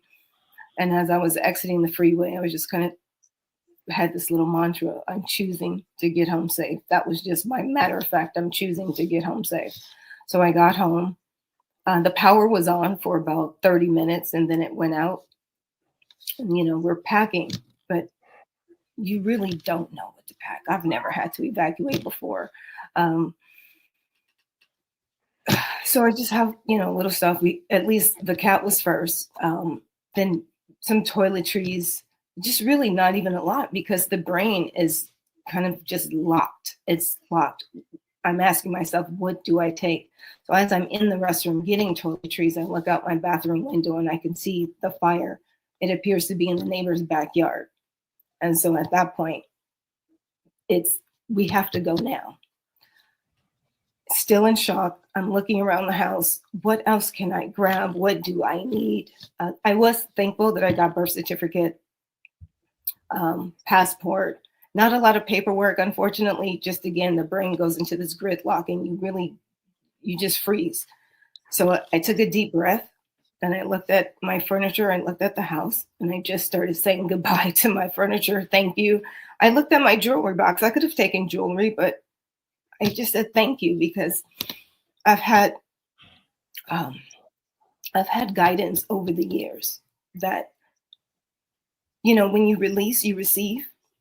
And so if you know that, you know to let go. And I just started being grateful, and I started dropping into the gratitude of thank you to this dresser that I used to hide in when I was 6 years old. Every time my sister went to the bathroom, I would go hide and she would come out and find me. Thank you, goodbye, thank you, goodbye. I also had that mantra leaving because I didn't want to feel bad that I didn't get enough stuff, that I was so hands off about collecting things that I didn't want to feel bad later, because the brain chatter gets really intense. And so I just thought, as I loaded the car, again, the winds are still gusty, pushing me from behind. I'm landing on my toe. I'm on my tiptoes just because the gush of wind is intense. We're wearing goggles because there's debris. And my husband said he'd be behind me, but he actually stayed several hours later with the water hose trying to water the property down. But I did leave. And as I traveled down the hill, I continued with that mantra. I release to receive. I release to receive, because I could feel it. Like, did I get enough? Did we get everything? And we didn't. We did not. Wow, that's. I mean, thank you for sharing. Just hearing that story and listening to the mantras that you're telling yourself. First, we're thankful that you made it out with your lives, which is the most important thing. Yes. And I wrote that quote down: when you release, you receive. I was doing the research on Altadena, obviously, as it's coming to the news. And yes, we've heard about a lot of affluent areas, but if you could talk to us about Altadena, its makeup. I know over the past 30 to 40 years, it has changed. Talk to us about the makeup of it and what Altadena was prior to this moment. For me, you know, I'm a newbie to Altadena. We were only there 3.5 years. It's a place where you can, you know, just there's so much love, so much culture. A lot of, you know, R&B musicians have come out of there. It's, you know, literary art, just musicians, creatives. It's a really nice place to be. It's safe, you know, it probably has its element, but I've never been exposed to. I walked every morning.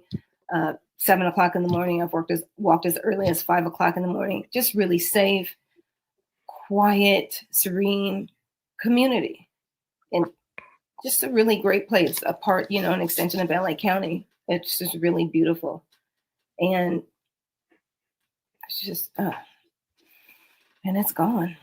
You know, it's gone. A lot of culture. A lot of culture. For all of us that are on the outside looking in, who want to help, what are some of the things that we can do to help you and the residents of your community if we don't know exactly what to do? That's a great question. First, probably we don't even know what to tell you. I will tell you, for me personally, text messages, phone calls,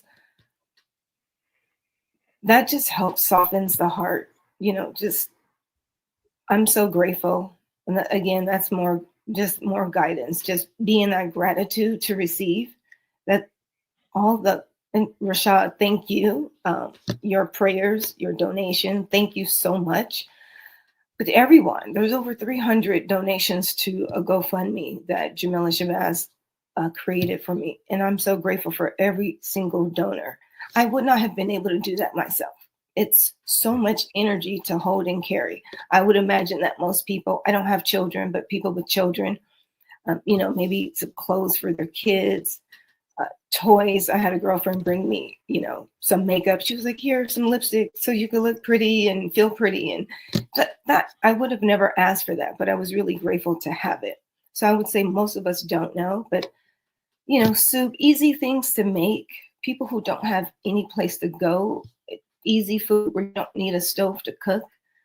Sweaters, technically it is winter. You know, it gets cold at night. Sweaters, socks, scarves, blankets. Other than that, it's really hard to say because you really just don't know what to ask for. So let me ask you this: we saw areas that had issues with insurance companies dropping people, and in your area, were there any insurance issues?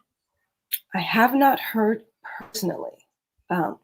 Not personally, I haven't heard, but I had a client mention that her boyfriend was a realtor, and that he had said that, and I would imagine these are people who had paid off their homes and decided not to go with the fire insurance.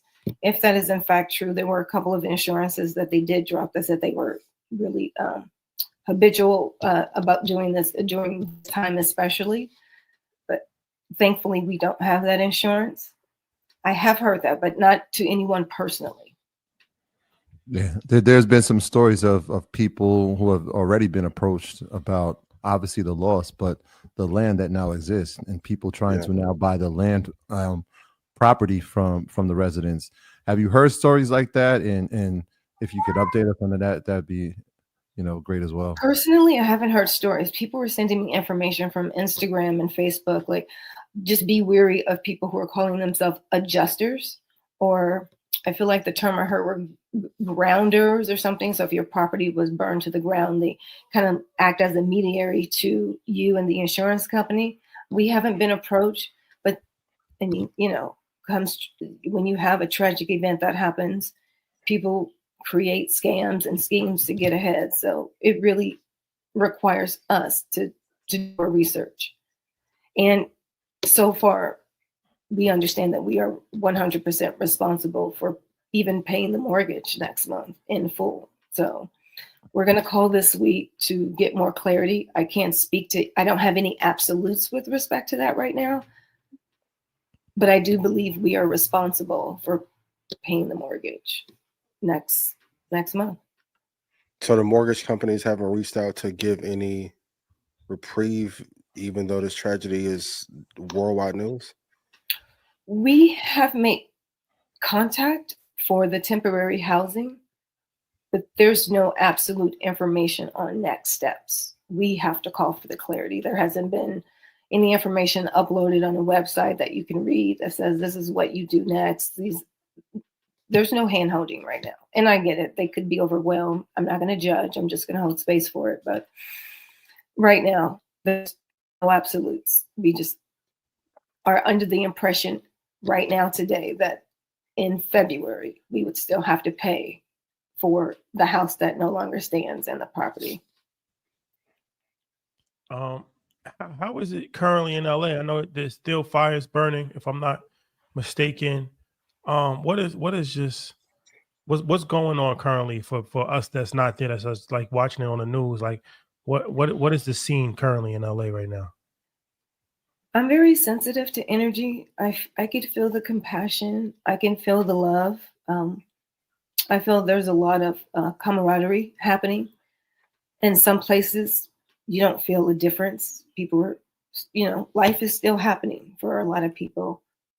But closer to the area, a lot of community, a lot of love, a lot of support. That's amazing. Pets for people. That feels really, really good. Just, it takes a tragedy sometimes before we can see each other as equals and human. We're all here to experience life, to feed our families, to meet people and learn new things. And I can feel that. Altadena had a home ownership rate of 81% African Americans. And obviously when we lose an entire town, you spoke about safe zones. And so I'm wondering, what is the process? How has the process been for temporary housing for this large community of people who have now been displaced? And to take into account that there are fires that are still permeating throughout the county. Yeah. Where is that safe zone? How's the process going? I have yet to see what was my home. My sister went to scout it out. She said that she broke down. She felt the losses probably as much as I would. But as she was walking to the property, she noticed there were some people sleeping in their cars, maybe trying to protect what was left of their property. just people hanging out. It's so shocking. I keep that word paralysis. Just the brain is in shock. Like she was like, there are no walls. There's nothing. So as far as the housing, I would encourage people, and I know very little information, but contact your homeowner's insurance first and foremost. There should be coverage for people to get vouchers. I believe they give you a few options, and if those don't, work for you, they give you another series. I think it's a series of 3, and you get to choose. And you get to choose what area. My understanding is that they put you up for a year, so it's a year lease. And I believe this is hypothetical. I don't speak in absolutes because I'm not clear. That we still pay the mortgage. So it's like we're paying the mortgage. They put us in something comparable to what we're paying for a year. So that's how that works. So far. Yeah. The mortgage situation is scary. I'm encouraging everyone here tonight, if our platform has changed your lives in any way, please to donate. Because I think this is the time where we come together as a community. And I know we talk a lot about financial empowerment, but this is a sister who's in direct need. So if we have helped you, if I've helped you in any way, I'm begging you, please to donate. As a community, what is the sense of responsibility or mismanagement on a government standpoint that could have prevented this? And for anyone that has not went through a tragedy like this, is there like a checklist you can give them for what to prepare if disaster was to strike them, or for those who are in California still who are going through it? Gosh, that one part of that is really big. Like what was missing. We know a lot of resources were pulled from the area to assist other fires. So that was a little disappointing and hard to grasp, but we understand, you try to go where you're needed. Definitely get a fireproof safe. Definitely. If you live in the area, it's just like an anomaly that this thing was so bad. But if you live in an area where there's any chance of fire, or even just a regular house fire, get a fireproof safe. There's so much that was lost because we could not think.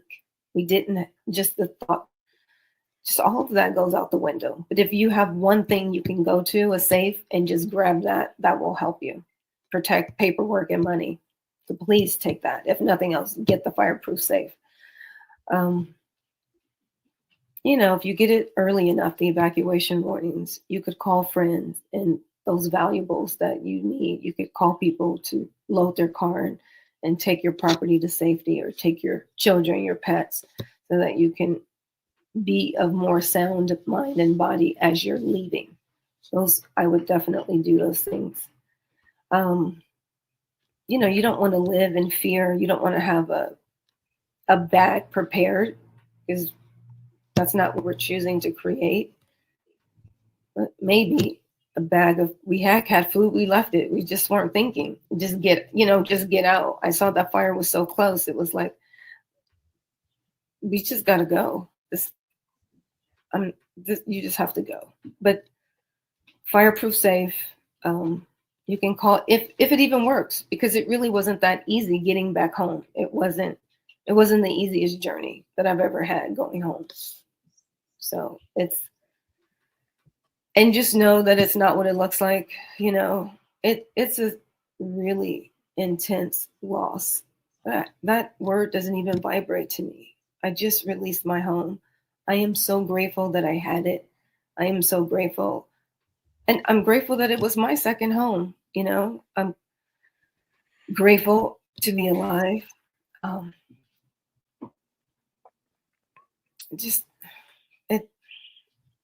It's heavy. It's heavy. All I have is gratitude. Just if someone is faced with this, if you have nothing else, you don't remember anything else from this interview, walk in your faith and your knowing. That gratitude, if I wasn't walking in that, I don't believe people would be donating to me. I would say 10 years ago, I probably would be screaming, "Oh my God, this is happening to you." I would maybe sound more like a victim, and I'm not a victim here. I'm not a victim.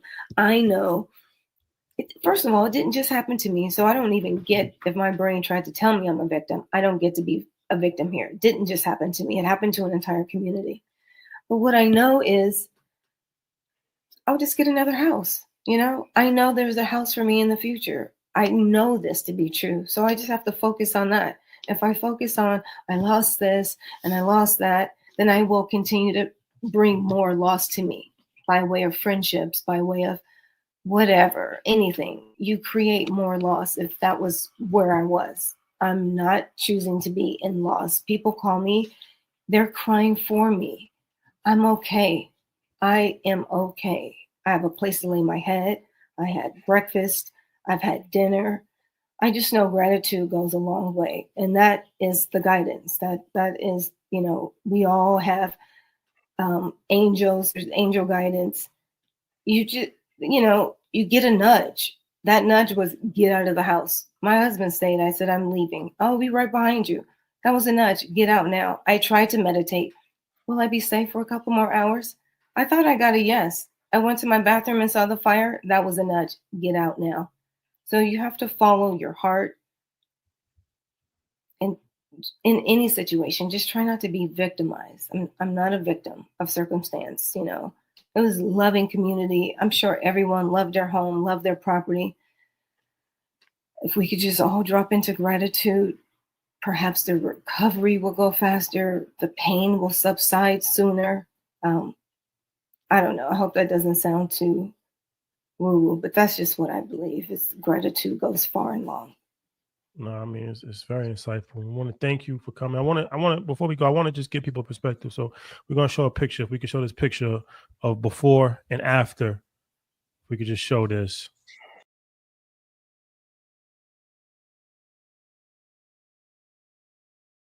And the reason why I showed that picture is because I know you do have a GoFundMe that was set up for you. And like you said, I was able to contribute. So we're gonna put the link in the description of this video.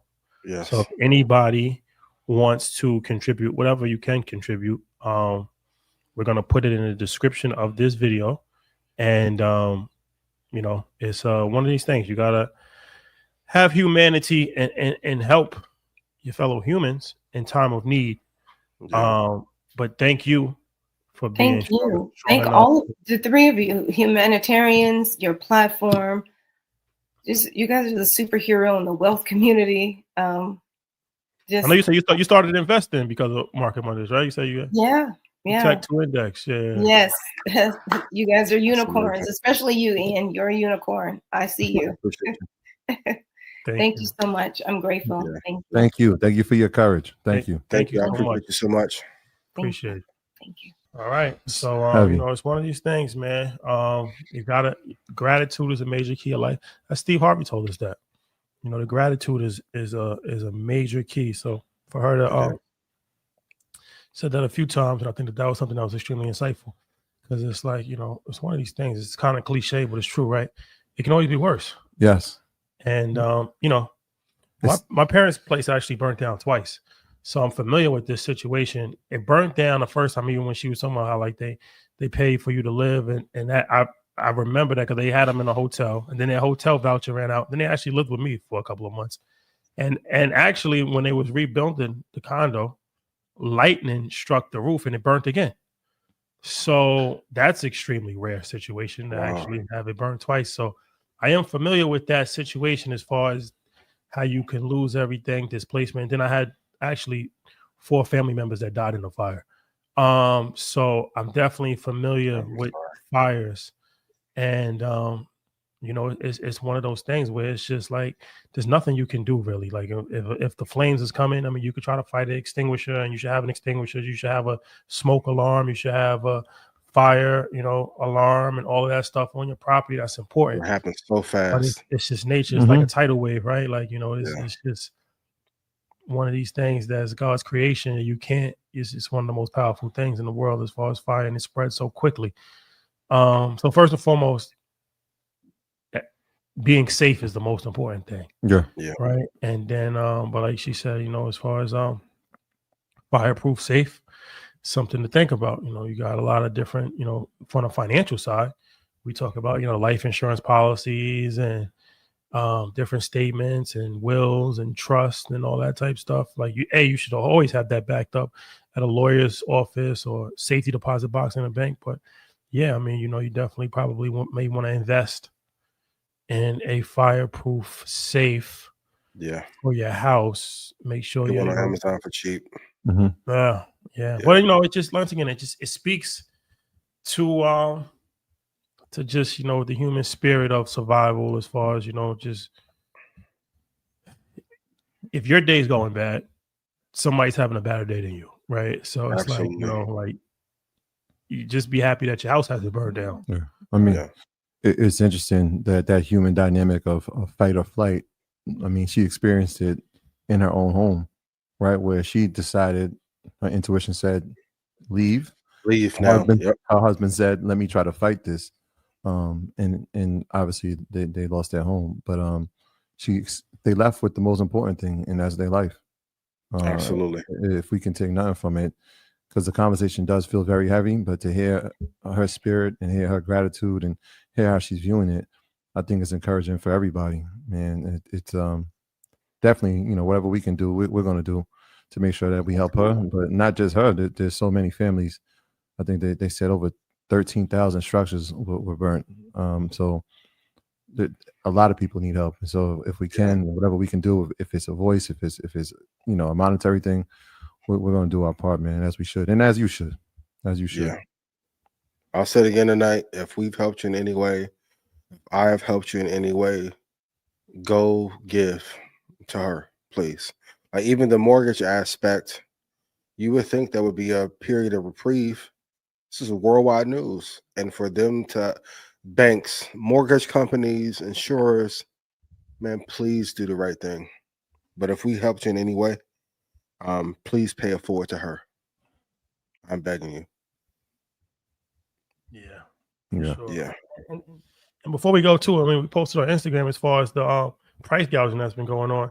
And that's insane. That's one of these things that's happening. Reckless. That's happening all over LA right now, because obviously there's a need for home.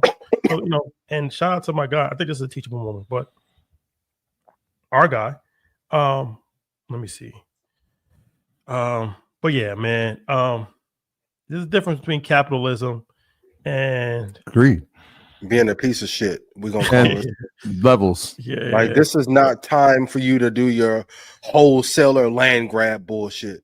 Yeah. Ridiculous, bro. So and this is our guy, Arthur, EY University, our guy. He made a comment, and I think it's a teachable moment. So he said so the property was $16,000 a month 2 weeks ago, and it's currently $28,000, something like that. It increased 84% in 10 days, obviously just because of the fire. So what he said was $16,000 a month in rent is luxury housing. And so while the price increase is drastic, no doubt, I don't believe unethical price gouging applies when dealing with luxury products, because someone who could afford to pay $16,000 a month for a house can still afford to pay like the new amount of $26,000. So I understand what he's saying, and technically, he's right in that standpoint. But this is the difference: luxury items can increase as much as they want. That's their right. So if a Birkin bag wants to go from 30,000 to 60,000, it's a difference between doing that because market demands or supply and demand, or however you just want to price your product, and doing this solely in the event of a natural disaster. That's the difference, right? Like, yeah, of course, if somebody could pay $16,000 a month, they could probably pay 20. But when you're solely raising your prices 86% for no other reason other than a natural disaster, which has tens of thousands of people with nowhere to live, that to me is not luxury price increase. That to me is price gouging. It's predatory. And just because they can afford to 16,000, that increase may price them out. We're talking about California. So some of these people have saved for a decade and liquidated 401ks and sold other stuff to be and had to buy down a rate at a more affordable level where 20,000. So if they're paying $20,000 a month in rent, for them to be comfortable, they need to be making $35,000 to $40,000 a month. I'm going to be real with you. You see a lot of flexing on Instagram. There's not that many people in the world making $40,000 a month. That's a fact. Yeah, before that shit. Like, what are we talking about? To the parent at home with a kid, I'm sorry, but the predatory price gouging thing is unnecessary, and I hope that gets fixed right away. Yeah, it speaks to a problem that we spoke with Matt about all the time, right? A lot of people are house rich and cash poor, right? Like a lot of the value that they have in their net worth is their home.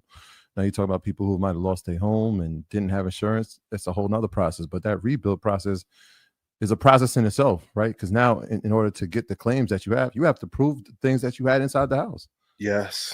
Right. So how do we now? I was talking to my friend about it, like paid insurance on something for 5 years and got 25% of the actual value of the items. Right. How does the insurance company's job is to prove that you didn't have it, right? They're going to give you what the value they think is, but you could have had things inside your house that were worth it.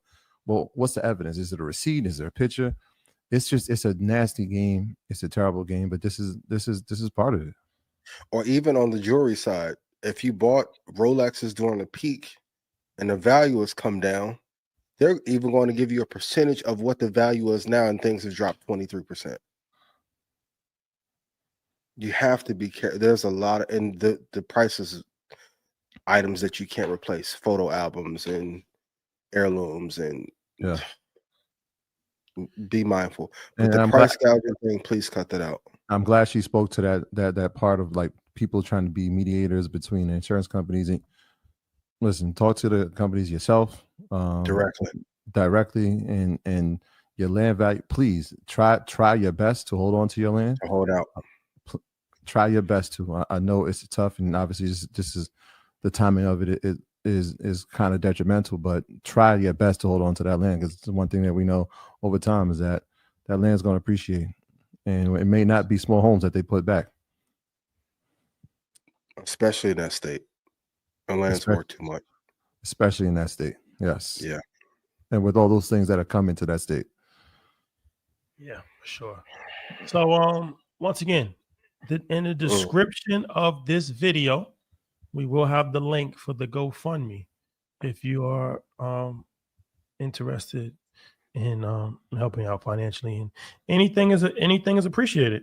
Every dollar counts. That's a fact. Listen, every dollar counts. I'm asking every person here tonight. Yep, you too. Don't skip over it.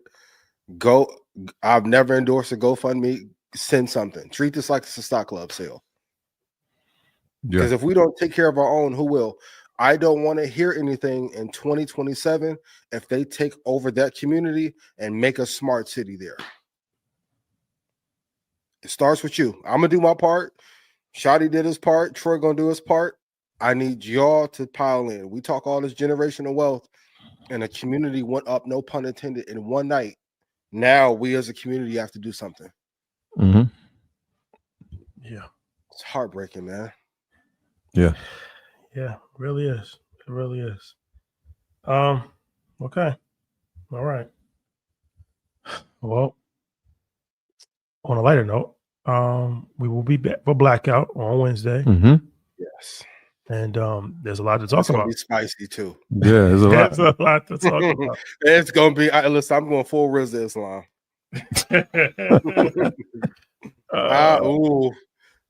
Shout out to that brother. All the theories, all the pineapple leather jacket. Wednesday. If the show get canceled after that, Rashad blame me. You know, Ian. Why you on a promo tour? That's Ian. Ooh, boy.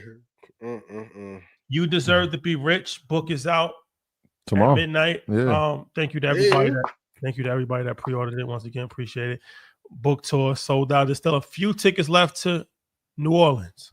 New Orleans. We will be in New Orleans with our guy Larry Morrow, who's like the mayor of the city. I saw him marching in the parade. Yeah, I saw that yesterday. Larry and Dave Chance will be with us too. So we've been doing events for Your Leisure for over 6 years. networking events to invest in. We've actually sold out every single event that we've ever done. So New Orleans, don't break our streak, please. Please. Yeah. And fellas, trying to find another investment. New Orleans may be the place to go. Larry gonna bring him out, boy. Please. We got every city sold out so far. Brooklyn, DC, Houston, Texas. I can't get y'all no tickets. Atlanta. They're gone. Sorry. They're gone. Yo, this Sunday, man. I know I always shout out birthdays. But this Sunday is a monumental birthday for this brand that we know as Earn Your Leisure. It turns 6 years old this weekend. Hey. So shout out to everybody that's been a part of this journey with us. I would shout out to my brother, Shotty Mike, Ab, Danielle, Tahara, everybody that's contributed to the growth to the growth of this platform and what it's meant to our community, what it's meant to 19 Key. I mean, we could name everybody that has an episode. You're part of this lineage, right? Like you shared your knowledge with us, shared it with the community. Chris on the social media. Yeah. Shout out to Sid, who was originally here taping with us. There's so many people to thank, but most importantly, the people that are watching now and the people that are hearing this, thank you for championing it. It was one person at a time, one person a day, and that's turned into millions of people over the course of 6 years. So happy birthday to Earn Your Leisure. And we still got more to do, man. So shout out to everybody that came with us on this journey. Yeah, it's been a hell of a journey, man. That's a fact. How y'all feel about the book coming out? I'm excited. Yeah, it's like an album release, bro. For real. Book coming out. Yeah. Book coming out. I'm excited for people to check it out. Blackout on Thursday. We back with the how-to series.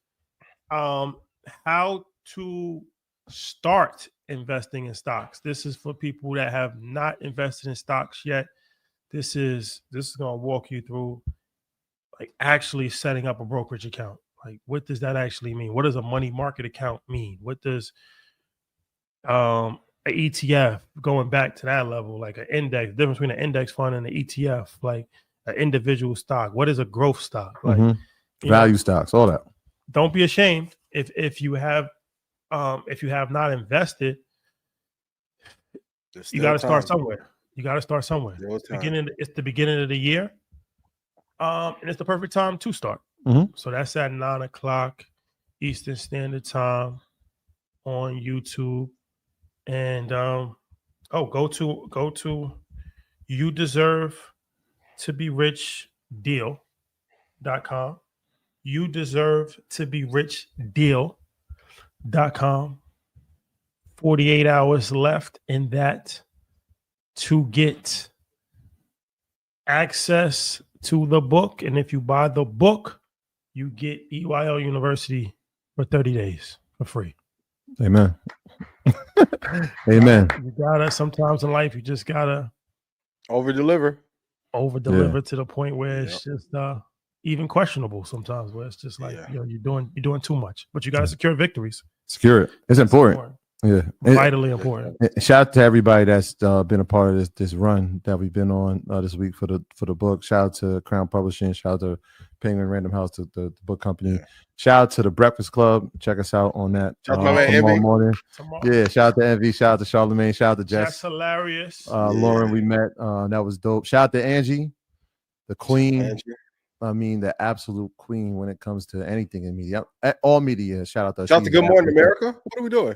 I'm getting there. I'm getting there. Shout out to Angela, and definitely shout out to Good Morning America, Robin Roberts. Every time we see her, it's like first name basis now. She's so happy to see us and so happy for the work that we're doing. She's reading the book. She got the early copy of it and she loves it. So shout out to her and everybody over there. Francois, appreciate you. Man, it's been a run, but the run we just getting started in 2025. Shout out to you for being a #1 educator in New York. Shout out to Wapsie. Shout out to being a fly New York Times bestseller. We're gonna speak it into existence. Yeah. Appreciate that, man. Thank you. Appreciate that, man. Thank you so much. Full of gratitude. All right, guys. We will see you. Shout out to your sweater and the camel skin jacket. Ooh, fashion bomb. Listen. Oh, Tony Robbins came out with his book. Tony went dressed like that. Gotta do it. Damn. Could never. Yeah. That's a cardigan, by the way. Dalio could never. Rest in peace to Biggie Smalls. It's a cardigan, by the way. Rest in peace to Biggie Smalls, man. More money, more problems. That's what Big said. A-side, B-side, fire too. I want to see y'all remixing with that. You know what I mean? The American Dream Remix, Chapter 1. Make sure y'all start there. Is the American Dream dead? Blackout. Me and Melissa was like, "Ooh, Shotty was cooking. Dre was cooking. Blackout." That's a blackout topic. I told you, first line of the book. For sure. Blackout. With good reasoning. Appreciate y'all. Love is love. All right, guys. We'll see you on Wednesday. Love.